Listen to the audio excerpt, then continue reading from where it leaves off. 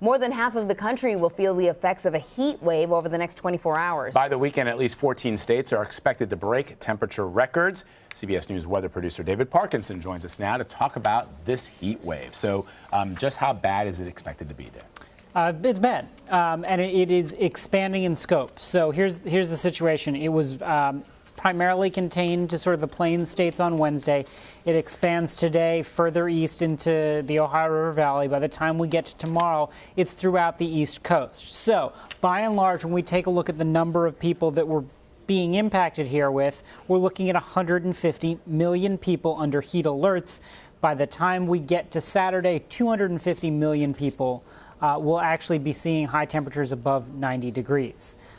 So it's a really, really uncomfortable situation. And it's not just the heat, it's the humidity? That's right. The old adage is absolutely correct. So let me explain what's going on here. Basically, you've got transport of Gulf moisture. You also have Barry's moisture. All of that together is making things exceptionally humid. You're getting all of this moisture on the ground. So you're getting these insanely high dew points. When we take a look at what the dew points are in some of the central sections of the country, we're looking at a dew point of 84 degrees in Mankato, 80 in Waterloo, Iowa, and 78 in Oshkosh.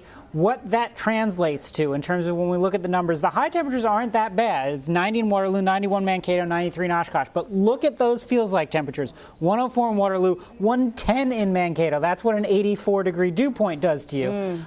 So the reason why I bring that up is it is a rinse and repeat situation throughout the country. So when we take a look at what you've got this heat dome in place, you got this high pressure, you've got this transport up from the Gulf, and when you combine it all together, we're looking at feels like temperatures not only today being really high in Omaha at 107, it's a little bit cooler in D.C., but as soon as we go tomorrow, we flip the switch, we add in some of that heat and humidity, and then we're looking at D.C. being 108 degrees tomorrow. So and that's New York, what we're 102. It's coming east. Correct. And then as you actually expand that further into Saturday, this is where it sort of crescendos into your 110 feels like in D.C., your 109 in New York. That 109 might be light. The actual National Weather Service forecast is for 112 to be your feels like. For Philadelphia, it's for 115 to be the feels like.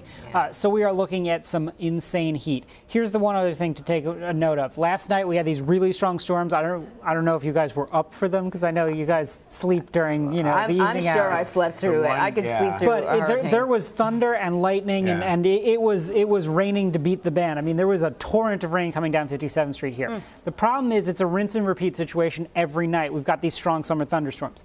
Why that's a concern is it does alleviate the temperatures. We went from 91 to 73 in New York in an hour. If we take down trees that take down power lines, now you have people without power in the hottest days of the year. So it is a reminder that, A, make sure that your air conditioner is working, all of those things. I've been warning that for like the past week. But it is also a reminder to make sure that you have water stocked. Make sure if you have a generator, obviously you don't run it inside, but it's one of those things of make sure that's functional. Because if you have one of these late summer thunderstorms that comes through, knocks down some trees, takes out some power, this morning there were 80,000 people without power in the suburbs of Baltimore. Things like that. You want to make sure that you have a plan because it's way too hot. Philadelphia, you've got these problems where people just cook themselves in their houses, right? You were saying that with Jeff earlier, that you don't have any air conditioning. You maybe try to run a fan and all of the sun and the heat comes into your house and there's nothing to escape. So it's important to make sure that you have a cool plan set up should you lose power. Good advice. David Parkinson, thank you very much. Sure thing.